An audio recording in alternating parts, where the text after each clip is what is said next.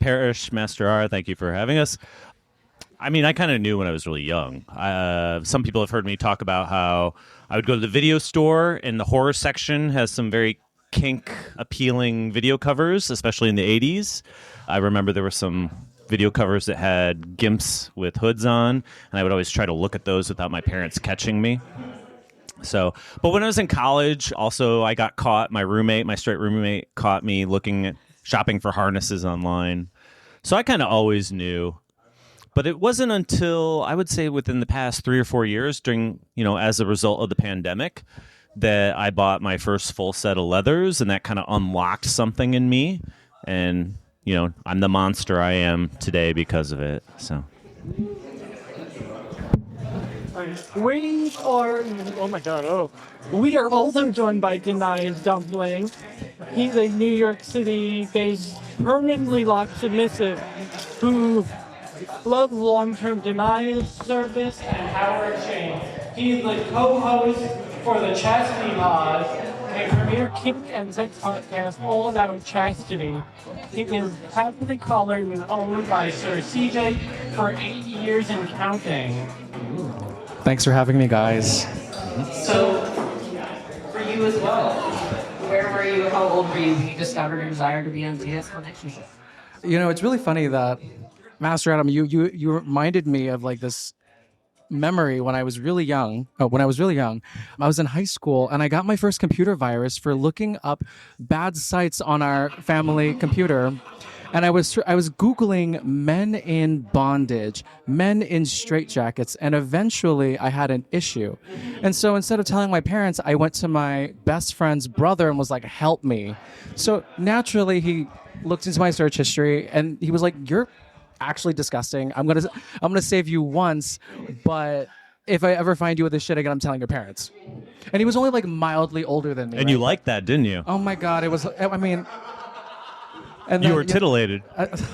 Titillated. I mean, I never stopped searching for men in submissive areas, and then I finally made the connection. That's what I really enjoyed, what I really liked. I love service. I love, having someone give me orders, and now I really love chastity, and I'm here now. Such a fucking pig. Oink, oink, oink.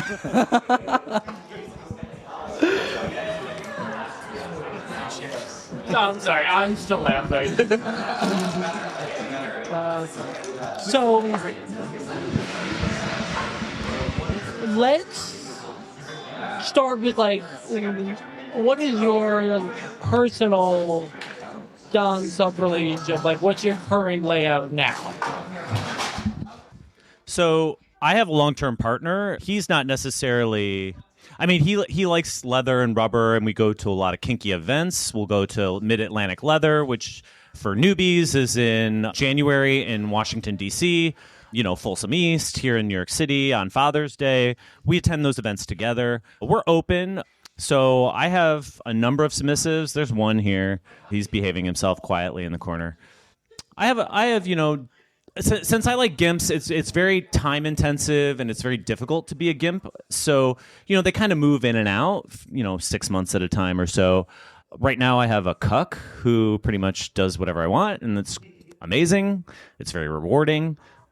I forget what your question was about, just like what our relationships look like. Yeah. So, I mean, there in New York City, at least here, and I think in a lot of the United States, there is a ratio skew. So there's more subs to doms in the gay world. That's sort of my sense. That's just anecdotal. And so it's very easy as a dom to have people come towards you and ask to, hang out or to have a session. So it makes it really easy if you're dominant. So I don't know. It would be very interesting to hear from the subs position. I mean, granted, you have a master, so... Oh, sorry. Yeah. When you're recruiting a new gimp, are you being upfront and being like, this is going to be a short-term relationship because you are going to burn out in this? No, not necessarily. I mean, it comes up, because the thing about kink is there's a lot of people out there, if you're listening to the podcast, there's a lot of people out there who fantasize about it, but they're not actually a part of the community in the sense that they show up to events like this. And so it really just depends. The people if somebody comes up to you online, I'm usually pretty skeptical that they're actually going to follow through. Whereas I've had, subs come up to me at events, and that takes, guts, right? Because you could be rejected. It's like when you hit on somebody at any bar. But, I think the key for any Dom sub relationship, and I'll probably say this repeatedly throughout the podcast, is communication. Like, fantasy is one thing. When you're gooning out at home, that's one thing. But the reality is you need to talk about it. And so that is going to come up about how long you can sustain, training, for example. Do I have the same question? Thank you for making it easy for me, sir. So right now, I'm a happily owned slave of Sir CJ. I wasn't always a slave. We started out as sir and sub, and we had that for 7 great years. It took a lot of time, and we initially met because I was just someone who was really into chastity, and I really fantasized about having someone, holding my key, egging me on, keeping me denied and horny, and that progressed into a lot of things he enjoyed, right? Like power exchange, impact play, piss, all these things that I had no intention in the very beginning, but I ended up adopting out of service and adoration for him.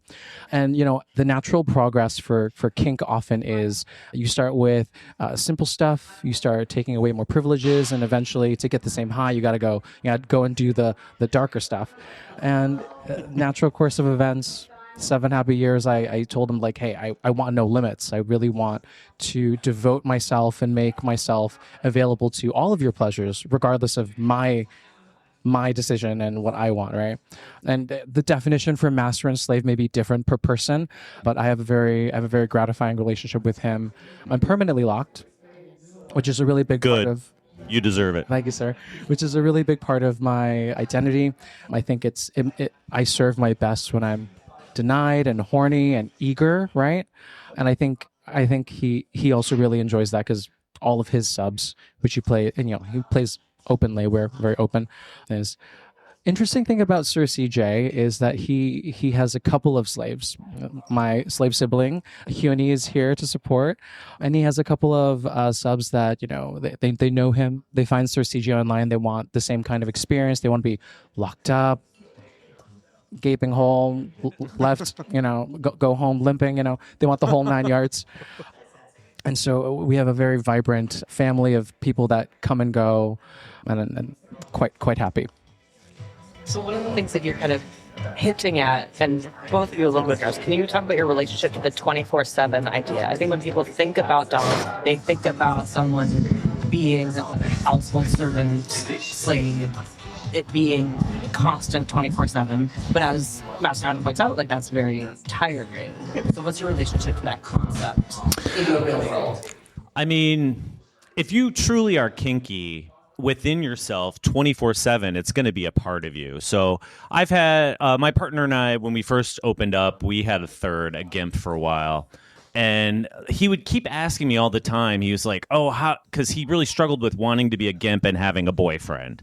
And he's like, how do you deal with that? And I just kept trying to coach him that this never goes away, right? This is a part of who you are, and you need to accept it. For me, it doesn't feel like 24/7 because it's so woven into my life. I've found a way to balance professional and private life.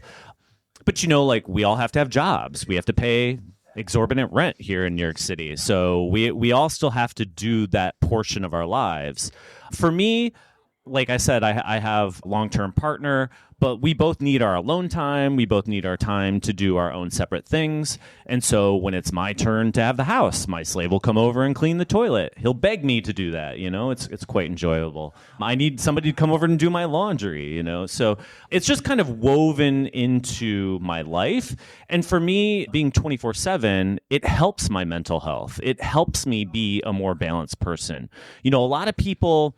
You'll hear this very often. A lot of subs will say, I'm a boss at work and I am tired of being in control. And what I love about being a sub is I get to turn it off and somebody else is in control. And it's because they're a control freak. Well, guess what? Even though I'm a dominant, I'm also a control freak. How I deal with it is I want more control. I want to run your life. I want to tell you what to do. I want to see if I can push your limits. I see some subs laughing in the audience because it's true. I mean, just because you want to cut loose doesn't mean it manifests itself in the same way for every person. In regards to the fantasy of being a master slave 24/7, we really, Sir CJ and I really try to extend it as much as we can. But being a man with limited time, his own fiance and multiple slaves, cutting himself into so many pieces is really taxing on a person, and you can't be on all the time. And so what we've kind of done is we've set up basic expectations of how I should perform and how I should act around him. We have our basic expectations of days that are specifically that I reserve for him. We also have other ways to extend it. Like whenever we're out in any kink event, I have to wear his lock. I have to show that I'm owned property. And at home, we try to extend play by giving him more access to me. And so something that I have in my bedroom and in my living space is I have a 24-hour camera. And so he gets to watch me. He gets to check in on me. If I'm like playing with myself, he gets to watch me on camera. If there's anytime he wants to give me an order, he could give it to me and he can check and make sure I'm doing it. Ways to extend it so that he has more access, right? But does Sir CJ want his alone time? Does Sir CJ want to let me do my own thing because he could really care less and wants his own time? Yeah, all the time, in fact. All the time. And that's the reality of it. And I think it's better served if both master and sub get alone time. You need to recharge. You need to get ready, get excited, get horny, miss each other a little, and then get back into it. I'm curious, I don't think you can respond to kind of what Adam brought up about the stereotype of subs being like the big boss at work. Because I actually I think my work tends to be very service oriented. I work in administration. It's very related to how I experience submission. But I don't know how you feel about that stereotype. I think it's very, very accurate, Master Adam. You hit the nail on the head. But also I said it varies, right? Not everybody's the same. So Parrish, hearing you say that, it doesn't surprise me. So to respond to what you said, Master Adam, absolutely. I'm such a boss in my own life. It's exhausting. I just want someone to take all that control away and let me be stupid for a bit. And I'm sure Sir CJ takes very good care of you. Contrast is important. So, you got into it a little bit. Do you find that there's like more controversy now around the term master and slave? Did you have anything to start with, Master Adam? I mean, listen, bedroom dynamics is very different from political dynamics outside. I'm an egalitarian. I'm a socialist. I don't treat people the way I treat a sub in the bedroom. Okay. So I think that's very important for everybody to recognize and remember. I think that's all I have to say about that. Right. And just because I consider myself a slave to my master, he is my master. I'm not a slave for anyone else, right? This is a personal relationship that I've built and I have earned from him almost as a title to be a slave. So I can't define what anyone else associates with it, but I know what it means for me. Great. I'm going to take a second to pause and remind you to grab drinks from our lovely bar, Louie Bar, who have been so very good and don't face a standard bartender. Don't worry, you can use it while we're chatting. I will not bother anyone. So, for people who kind of want to explore what this is, what kind of negotiations do y'all do before entering a scene, a dynamic, as the relationship evolves? Ooh, good question. Communication is key. I mean, I think the first thing is if you meet somebody online, you need to go meet in a public place, see if you click, right? You don't want to go from 0 to 100, be like, oh, I don't know you. I'm going to go over to your house and get tied to the bed and you can do whatever you want. That's a bad idea. You know, when you've got a boner and you're jerking off at home, you know, you think all these things are so cool and the fantasy is going to become reality real quick. It takes a lot of work. It takes a lot of work from the dom. It takes a lot of work from the sub. So I guess my advice would be to people who are looking to get into this is go to events, talk to more people, talk to people like, you know, the people speaking on this panel, the people in this room, get advice about other people's experience. If you meet somebody for the first time, ask them for references. Talk to their, like if you're talking to another dom, ask them to connect you with their previous subs. I mean, safety is key, right? There are a lot of fucking crazy people out there. There are a lot of people who have mental health issues that are untreated. There are a lot of people who, you know, don't have their feet on the ground that need to go touch grass. So I think you just really need to protect yourself and think about your own safety first. And don't be stupid. Don't do stupid things. If it doesn't feel right, don't do it. That would be my advice. I don't know. Dumpling, what do you think? I think the gay community as a whole, especially the male gay community, has brain worms. And what I mean by that is you all have this predisposed idea fed to you at a very young age because we all have consumed pornography.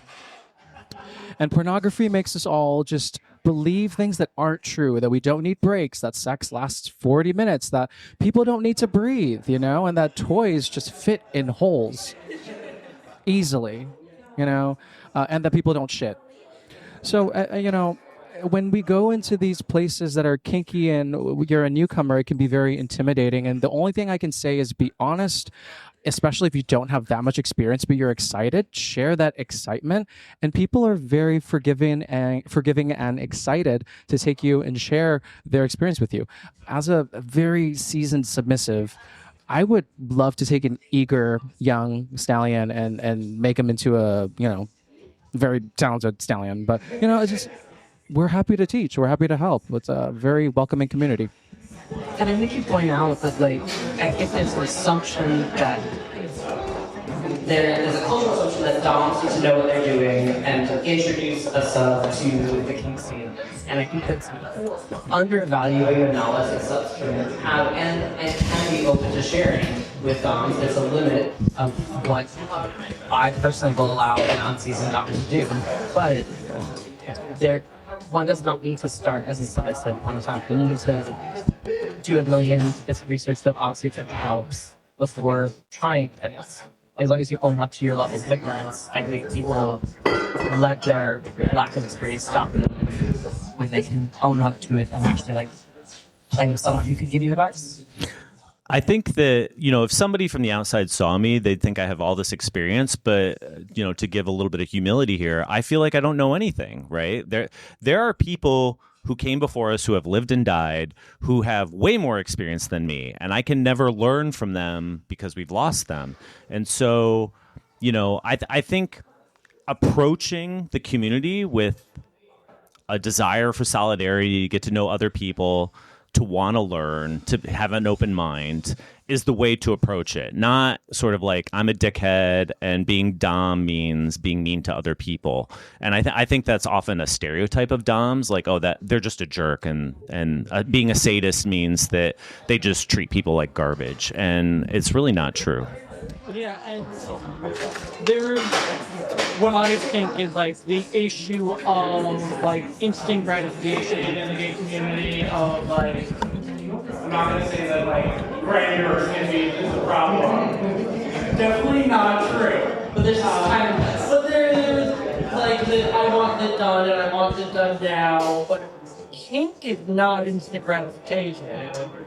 Kink is like waiting and denial and anguish and torment and all the things I like. I'm getting a boner. Oh my god. And you can't just like jump into the like crazy over the top scene where like if you're gonna play with me, we're not going to do 17 acrobatic tricks in the air and rope on the first day. Maybe the second day. No,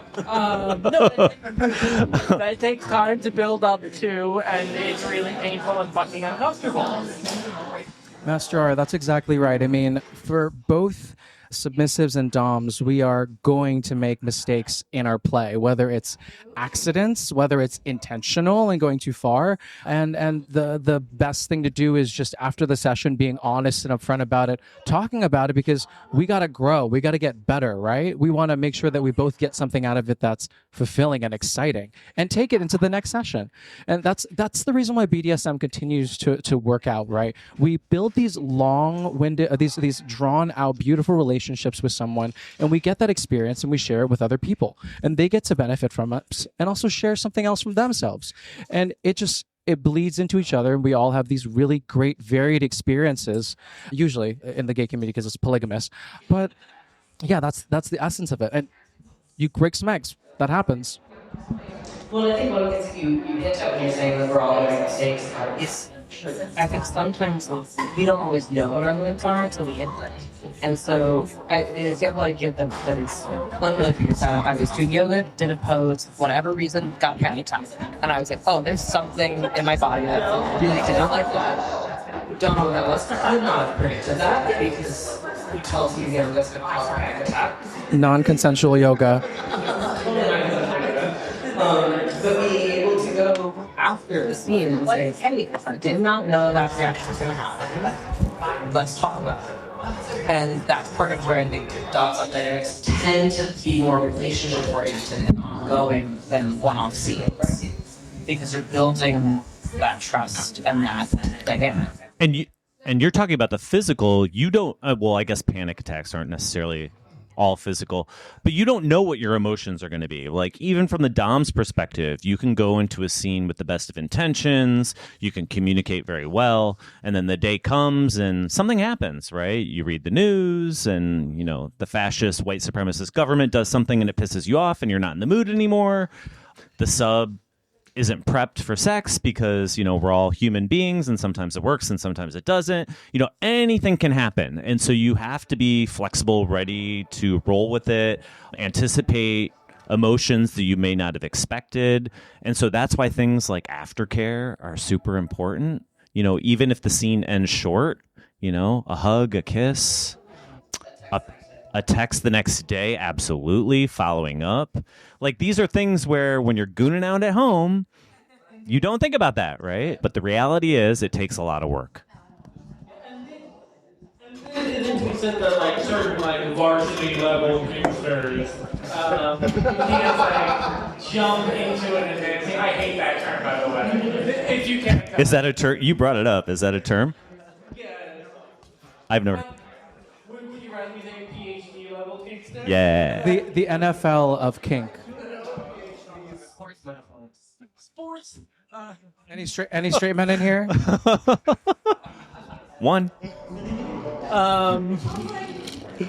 But it isn't to be said, like, a advanced level gangster finding another advanced level gangster can't jump to level 2 or level 3 on their first encounter. That's after you've gone through the partner work of working with lots of the dons themselves and doing probably more importantly internal work, the internal processing after the fact of, like, okay, I've done this scene, this is how I am feeling after the scene, and how my body's reaction to what I've just done or what I have just been through.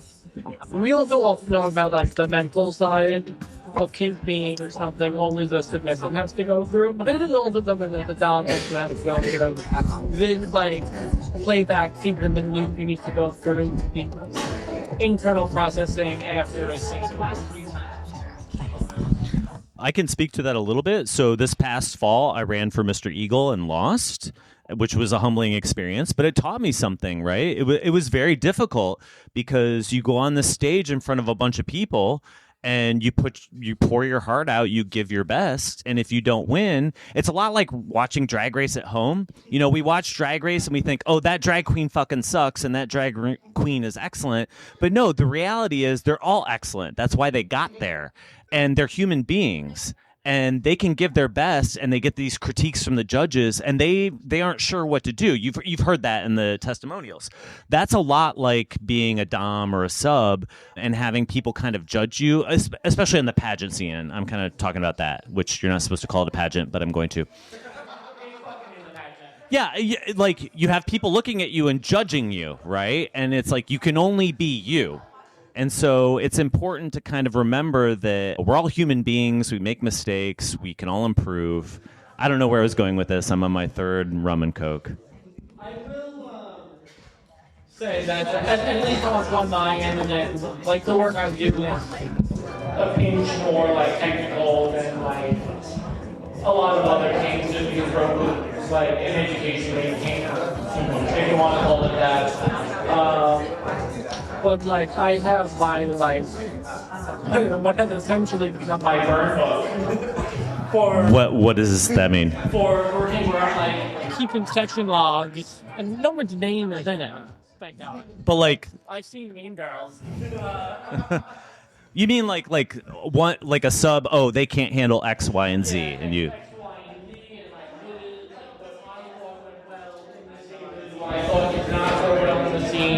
These are the things I think I need to work on of the aspects of That's going to be Exhibit A when the Trump administration sends you to the camps.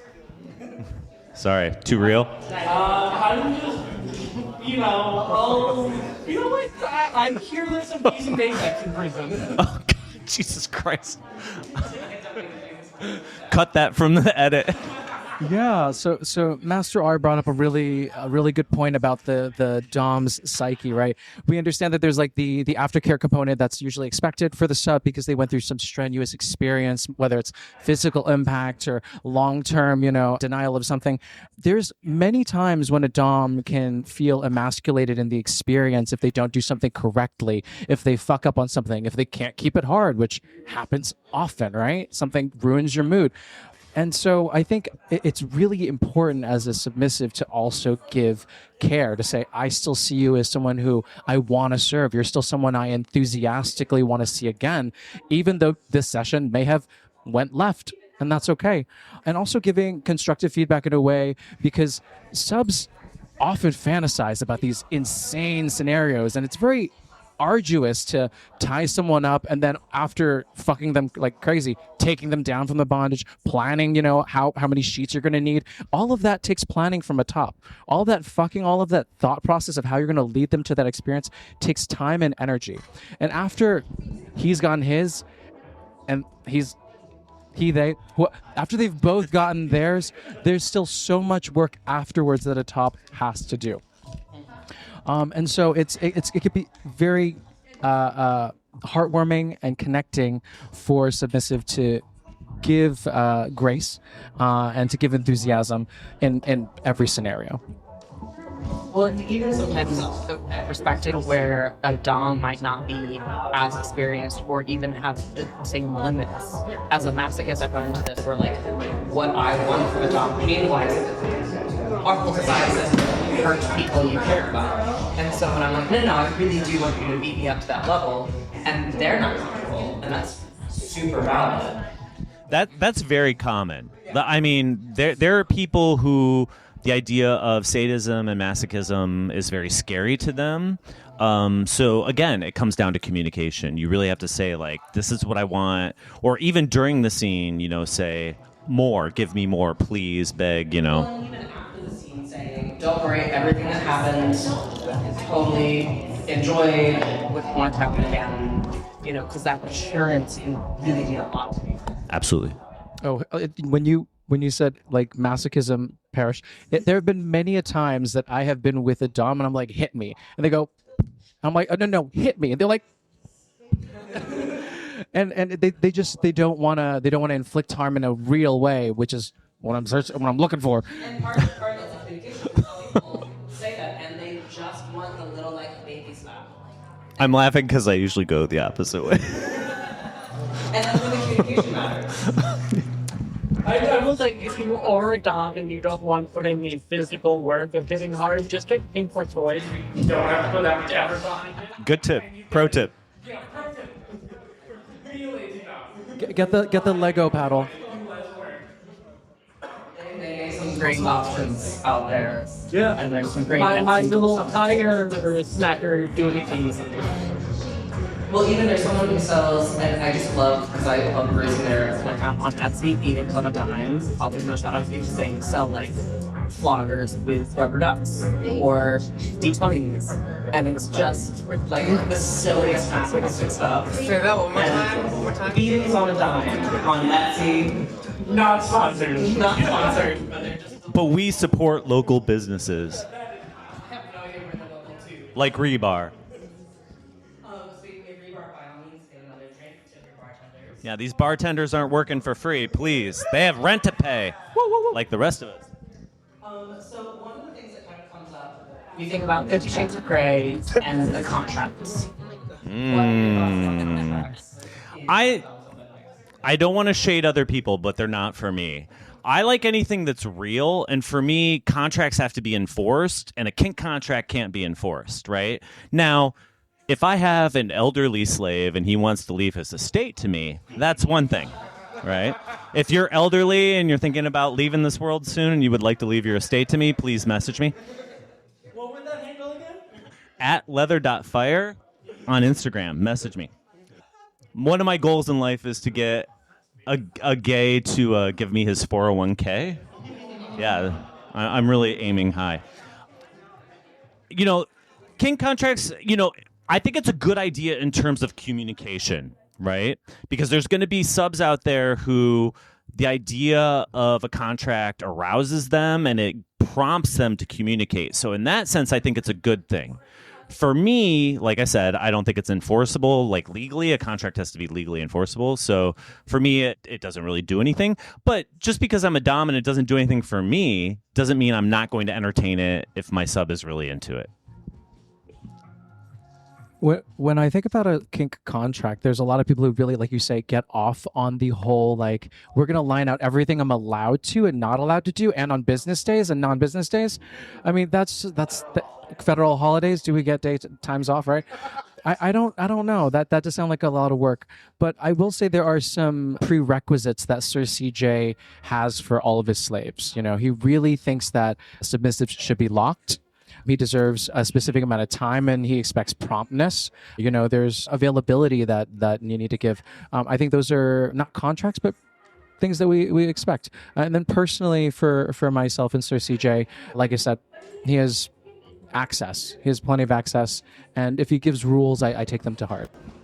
So I think that leads into one of the other questions we had, which is like, what are the expectations you will have for a partner?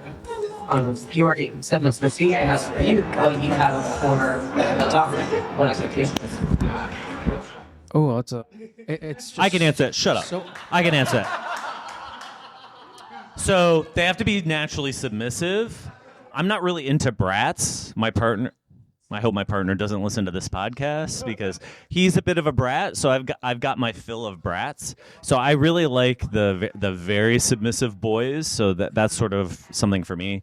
Obedience. They have to be locked. I agree with CJ on that one. And I like boys who are suited. So if they don't have a gimp suit, they're willing to buy one. Like currently, my slave is a little bit out of shape. So he is on a workout routine. And his reward, once he finishes that, is he's going to buy a rubber cat suit. So, I mean, those are kind of like the four basic for me. And then, you customize it from there. Now you can speak. Thank you, sir. I think for me, personally, I like doms that are interested specifically in like locked boys. I don't think there's a sexier connection than that, so that's like top of the list. Second thing is being really communicative about what they want. I not that interested in someone who has very little, like they're like whatever you want. No, whatever you want, right? And then if I as another prerequisite would just need them to respect my limits to a degree, and that means things like I really don't get off on race play. That stuff like, but everything after that is pretty negotiable. Oh, and I'll save that for if I meet anyone nice later. Can we talk about race play? I know it's controversial, but we should talk about it for a second because what I will say is, I'm not a psychologist, and so I'm not trained to kind of psychoanalyze why people are into that. But I have had subs that are really into race play, and I also am not into it. And you can actually use Dom sub to kind of train that out of somebody. Like I have had subs who are into people calling them words that I would never say, and I'm not going to say on this podcast. And I think that Dom sub is a way to work through some of those issues in a way that's very healthy. I don't know if I'm making a lot of sense here. Like, you're touching on a very specific angle of the ways that degradation can come into Dom sub play, and some people approach these genres as I am worthless, and that can be played into in a lot of different ways, whether it's racially oriented or whatever vagueness of I'm not a real man, those types of things. And there are ways to engage in that where a Dom can say, no, I would only play with you if you were a real man. And there's obviously layers of non-binary people who want to engage in and play with these things. But there are ways that you're playing with what is a person's real in Dom. right. Which is where the aftercare comes back in, right? You can't just treat people like shit and throw them out, right? I would encourage everybody not to engage in race play and explore why. So it's really funny that you bring that up. So in my podcast, Chastity Pod, I had a really lovely guest. His name is Sir Trey.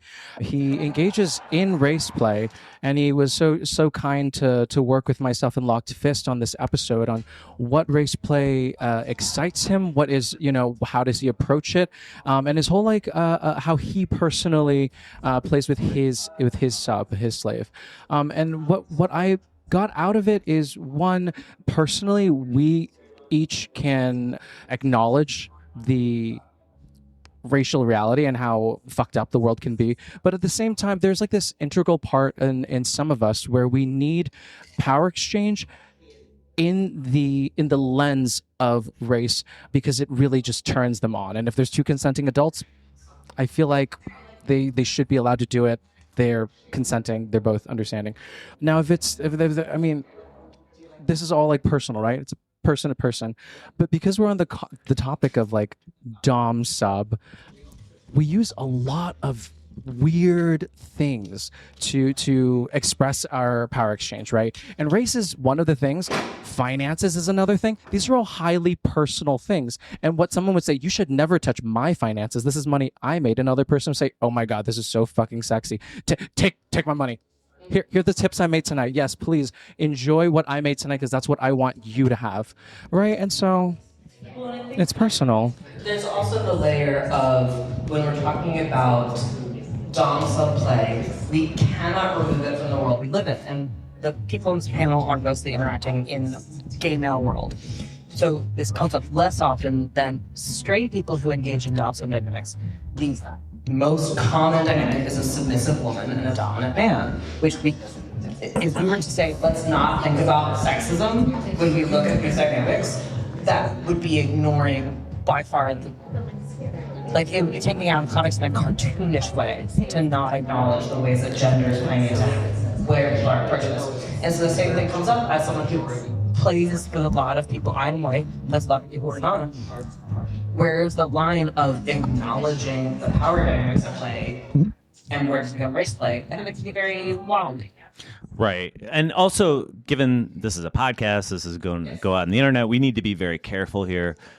What Dumpling was talking about, Sir Trey, I'm sorry, Sir Trey. Also a previous guest of the Yes, a black man with a white partner, right? So that's very different from a white man with a black partner, right? There's a lot here. Right. And so I guess my feeling is don't harm other people, don't fuck people up, don't do the work of the Trump administration for them. Well, You can fuck them up a little bit. so I'm just going to bring this back to aftercare, and this is a really important thing, right? Because there have been, and I'm sure they exist, but there's many relationships, and me as someone who doesn't personally care for race play, I wouldn't be surprised if there was a white dom out there who has a black submissive to them, and he has to, after the care, talk to himself about how he feels about how he treated his sub, even though his sub really enjoys that. And that's the relationship that they have, right? And they do it behind closed doors. They have their own aftercare. Anyways, not trying to derail this into, I think you make Right. a whole episode on race play, but This is where people turn off the podcast because their boners No, go but I'm away, just saying, right? kink is a fantasy Right. building experience, and eventually you take off the puppy hood. You're not a pup forever. You take, right, believe it or not, and you go into the real life and you go, hey, what did we just do, and what does that mean about me, and why do I like it, and how do I live with that? Yeah. So we have time for one more question, and then we'll take questions from the crowd. It's a question for both of you. What are, like the one or two big green flags when you're looking for someone, and what's the one or two big red flags when you're looking for somebody? Okay, green flag is when when a sub comes to me as a dom and asks me what I want. If they're messaging me and they're like, I want this and this and this and this and this, it's like, you're jerking off online, or, you came up to me because, you're not really interested in having a relationship. You're interested in yourself. So that would be the red flag. I guess it's the red flag and the green flag. Red flag would be if they can't prove they're real online. I mean, I guess I'm thinking online because that's really fucked up, right? A lot of kink exists online because we're all dispersed geographically. But here in New York, it's a little bit different. We have so many events and so many venues. Green flag would be when you're giving me eyes in the audience. That's always a good sign. I don't know. What do you say, Dumpling?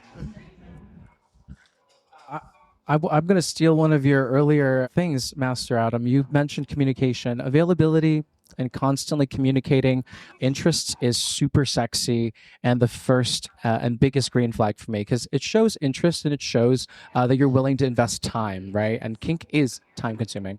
Another really big green flag is being honest about what your limits are. Like when we're playing and something's too intense or something just doesn't rub you the right way, you say, hey, let's slow down. That makes me feel safer. Right?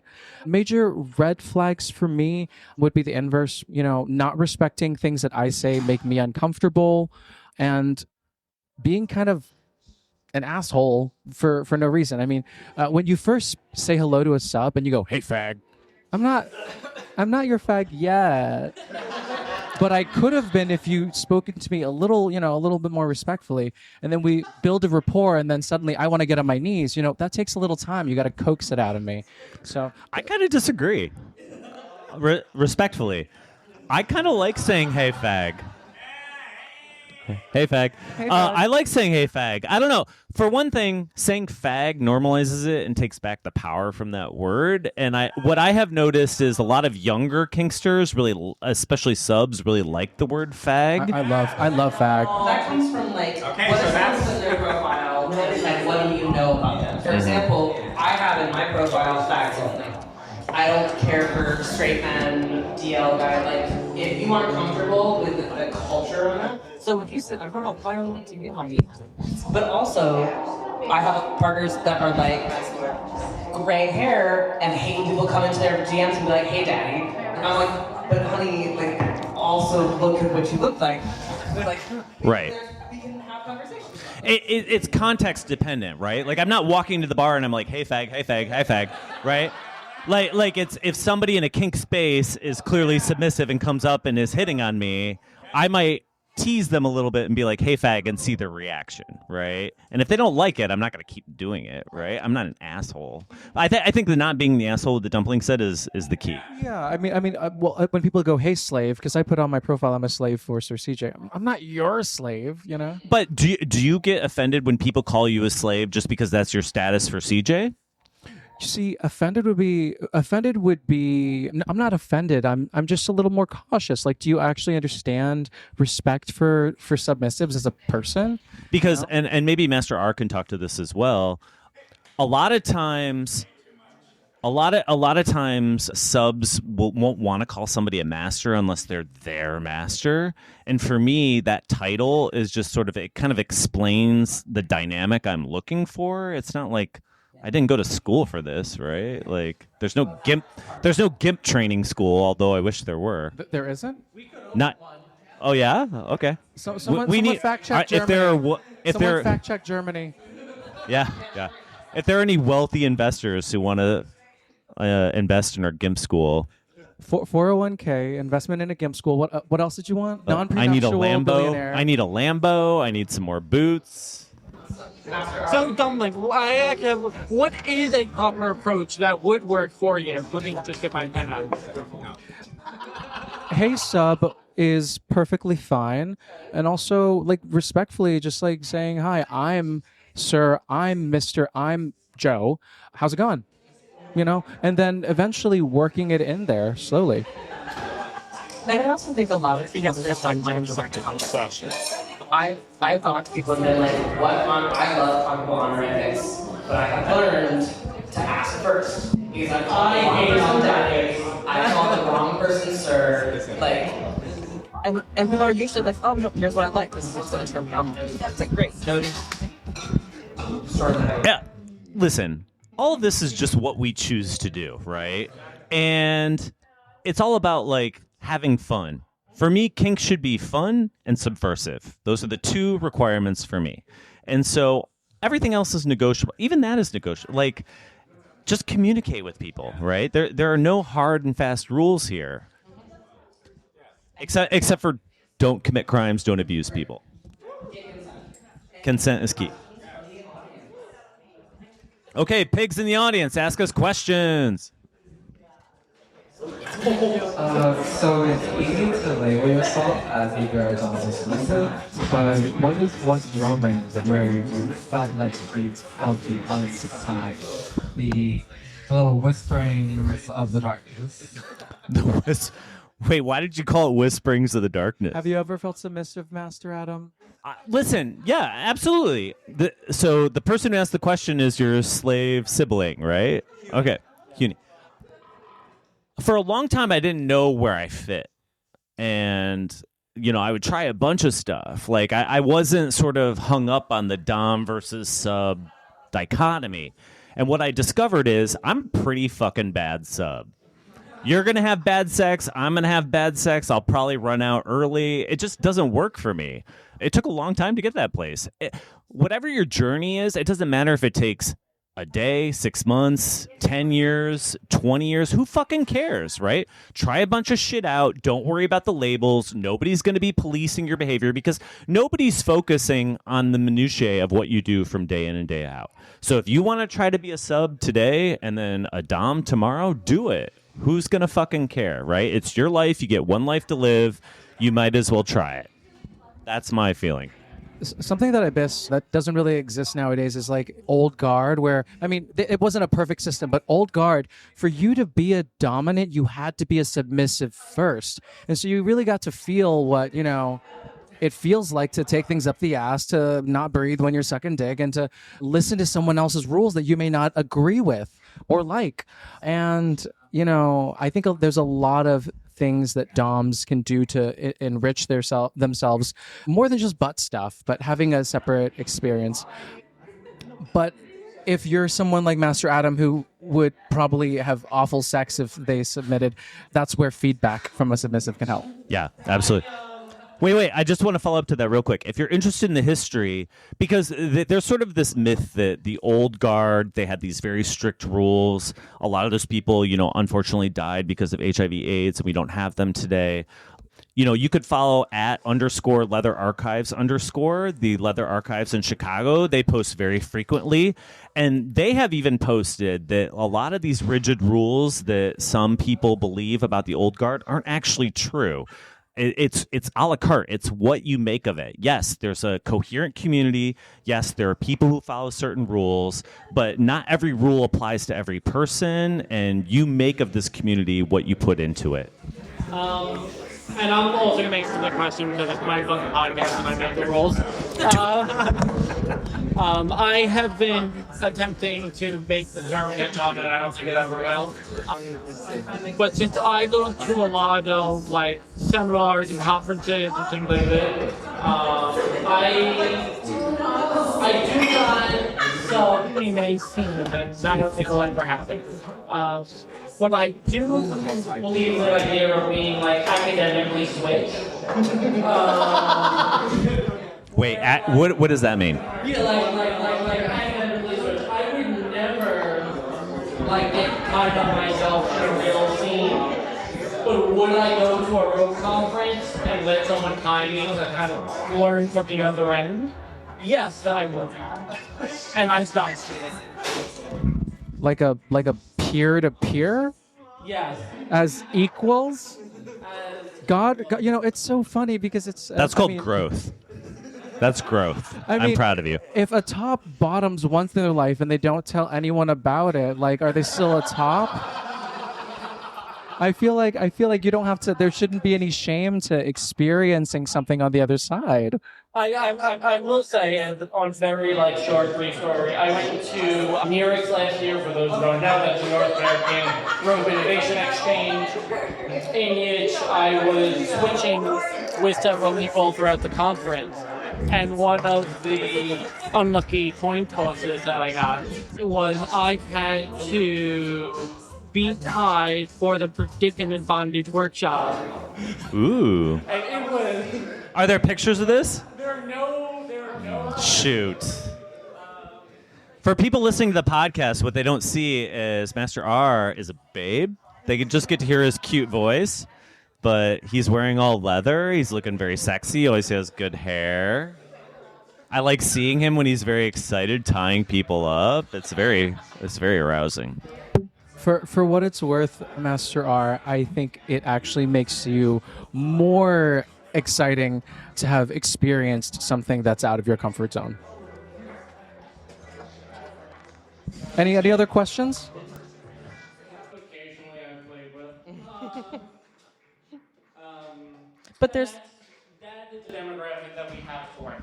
and you're also limited by people who want to talk about kink on the record. Yeah, that's true. Dumpling, did you have anything? Do you have anything, guys?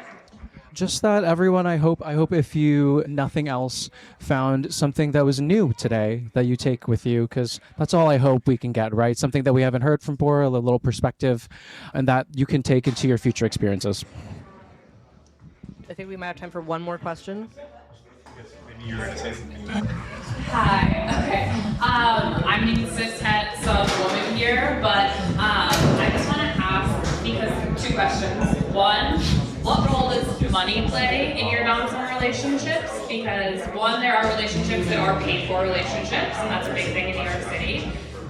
Two, there are pay pigs, and it's a dynamic between dom-subs, so there's no that there. And secondly, I just want to better understand the difference between what you establish as a dom sub versus a master slave for those out there who maybe aren't aware of what I know, but I just feel like this podcast that might be really helpful for people who are just starting. So first question, thank you for that question. It's in regards to finances, right? Like that's, we touched on it earlier. It's really personal. If I was in a relationship where the intention and something that was the thing, that the vehicle that was the power imbalance, right? Me paying for something that you will get, or me giving you money directly, that would be financial domination. Or maybe they were limiting how I was spending my funds because they know that makes me ornery and hot and bothered. That's another way, right? But the other thing you mentioned was escorting, which I think is completely different, where you let someone, you give consent to them to have a sexual experience, a fantasy that you provide for them. Yeah. Or dom, right. And pro-dom work, submissive work, right. And then I think the second question that you have... You asked difference between master slave and dom sub, right? Like, how do you differentiate in your experience? Personally, master slave is something where a dom sub is where for a specific set of time, you guys set acceptable limits and boundaries. And for master and slave, you take off a lot of the limitations. One person has the right to make most of the decisions, if not all of the decisions, and they don't really have to adhere to things like safe word. Yeah, for me, master slave is more extreme than dom sub. But to the findom question, personally, just myself, I don't really give a shit about money. The fact that I can pay my rent and I like what I do for a living, money is a separate thing. For me, when it comes to kink, I like anything that's real. So bondage, somebody doing chores for me, somebody giving me a piece of their time, somebody giving their consideration. So findom fits into that. Like, I have a slave who doesn't live in the city, and he comes into the city like once a month. He's a CEO. He's one of those uptight people who needs to like lose control. And he always stays in like the nicest hotel. I don't give a shit about any of this, like, I don't want to be around rich people. I fucking hate rich people, right? And so, but he rents this nice hotel, and I go and I drink champagne, and he drinks all my piss for like a whole night. And that's what he's into. And so I give him what he wants. So for me, findom is a way for dom sub to become very real. It's about negotiation. I will say, I've talked a lot about people in person versus online. When it comes to findom, I think there's two different types of people. There are people out there who are jerking off, and they want to give $5, $10 while they huff poppers and jerk off, and they're on X doing that, right? I'm not interested in any of that, okay? Yes, X as in the website formerly known as Twitter, owned by the Nazi Elon Musk, yes. Yes. Poppers are you can figure out what that is on your own. Google it. There's a different type of findom where it becomes part of the training, and it's very untoward for a lot of people. It requires a lot of communication. Yeah, okay. So the person in the audience is asking, what about being in a dungeon sex work? So there's something called pro-dom. So that's somebody who makes their living from being a dominant. So for example, I have a friend who has a dungeon, and people will hire him, rent out his space, either with him or without him, and that's how they make their living, right? It's real work, it's legitimate, it's needed. That's different from findom. Findom is where you're giving money as, they call it, a tribute to your dom, that you appreciate them. I mean, in a lot of ways, findom is very much like a conventional relationship where you go on a date and the man pays. It's kind of like that in a lot of ways. Actually, findom could probably be, Master Arm and Parrish could have a whole separate podcast. Where we'll be talking about like kink as performance, and like whether that performance is being pro-dom work in the dungeon or being able to flogging impact demo on stage somewhere, etc. Come back next month. We're gonna have a whole like spiel about that. Thank you for the question, though. We talk about money and DS. There's also the lyrics.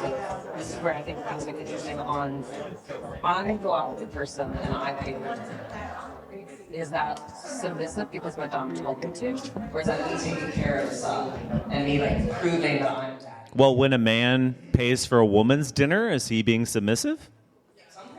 I mean, we can talk about this for a while. Every time. Mindset is everything. Money is just a powerful tool in our society, and it can be used in a lot of different ways. Yeah. So, for example, in this podcast, in this audience, if you'd like to come up and open your wallet, I'll take your money and then spit in your face. How does that sound? I see some takers. Do not forget, I lose money every month too. Okay, come up here, gorgeous. Come on. We have one more question from the audience. Come on. This is a podcast. Time is ticking. Time is money. See you in so long.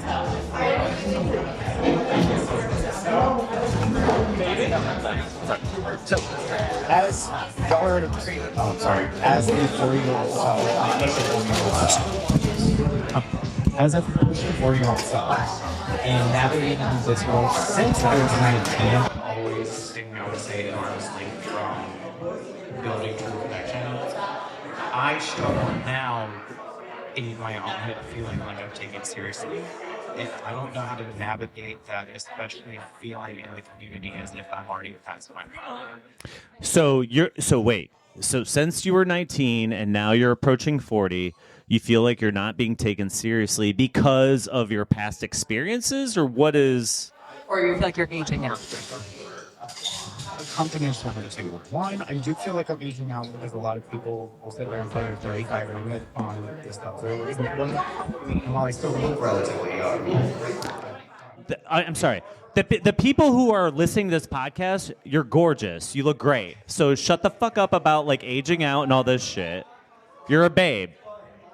Because I personally, up until recently, just have struggled at abandoned like relationships. Now when I meet someone, meet dogs, they're like, well, why have they never been collared before? Why have you not done this? And even though I have a ton of experience, I feel that experience oftentimes is a double-edged sword because they don't want someone new that they can now strictly for themselves. Or if they see me as someone who's not seriously having to pursue the dog stuff and have my master slave dynamic because I haven't achieved it in my area. I think that's fucking bullshit if anybody treats you that way. Master R. Yeah. So hold on. Let me rant for a small moment. Number one, if someone said that to you, it's complete utter bullshit, and why don't you ask them why they're not a fucking doctor or a lawyer? let me start there. Number two, you travel a lot for work. Not gonna get into your job, but you travel a lot. It's kind of difficult. She's a consultant. She's a consultant. It's kind of difficult to be in a like committed long-term relationship with Philippines when you are traveling so much, and that's like a legit thing. And like, it's not on you to like have a certain amount of life experiences. You fill your life with what you want to fill your life with, and you're like nowhere near aging out. So I also want to name, because there are people that absolutely say like, oh, I only play with people like 18 to 35, people who are like, who do genuinely go, oh, a son who hasn't experienced anything. The people who are looking for someone lacking experience and who is younger are inherently looking for people who do not know how to say no, who do not know where their boundaries are. That's a good point. Trying to find dynamics where they have power, not in a healthy way that has been negotiated, but in a way where they are trying to take advantage of someone who doesn't know that. And those are not people that you should be playing with. You walked in here late, right? And I saw you and I was like, oh, there's a hot guy and a lot of leather, right? And I did not think to myself, oh, he's 40, and if he's been in this community since he was 19, he's damaged goods, and I'm not going to talk to him, right? Well, here's the beauty. Absolutely, I'm in my 40s. Here's the beauty of the kink community. It doesn't matter who you are. White, black, it doesn't matter your race, your gender. Like, you are welcome in this community. I have been in bondage spaces where I'm doing my thing with a gimp, and there's a trans man across from me doing their thing, and it has no impact on me. It actually taught me to be more tolerant of other people. You come into this community, and you learn how to accept other people. It's a beautiful, beautiful thing. And so if anybody ever treats you that way, you can refer them to me, and I will fucking yell at them, and I'm not even joking about that. Like, who cares? Do you? You know, like if somebody comes out tomorrow and they're 60, they are fucking welcome in this community. They have something to offer. Their life has dignity, and they should participate in this. It's fun. It's supposed to be fun and subversive. Thank you. I mean, you can just tell the love and how much we felt riled up by your experiences. I'm sorry that happened to you, but yeah, and the funny thing is, the older you get, the more you realize that age is just a number. And I'll be honest, I don't date younger guys because they don't know what the fuck they're doing. You're gonna find someone really special. I know you will. You got a lot to offer. However, for the younger guys, we are in the school officially. I'll be a teacher. Yeah. But thank you all so much for coming out tonight and joining us for this great conversation. Thank you. Do any of our panelists have plugs they need to plug? please follow me on Instagram at leather.fire. I will follow you back. Message me. I don't use Twitter, but I'm on Blue Sky, but I'm Denied Dumpling. If you guys are into Chastity, please check out Chastity Pod on any streaming service. It's the premier Chastity podcast, and you'll find a lot of spicy content and hot takes on there. Master R, if we want to come see you tie people up, where should we go? What's coming up? So I don't know how to put shit out anymore. It used to be all on Instagram, but now that has been taken away from me. I guess if you're interested in kink and you don't know where to start, okay? If you live in New York City, sign up for the New York City Kink Link. If you're into leather, there's something called Bluff, BLUF. Sign up for that.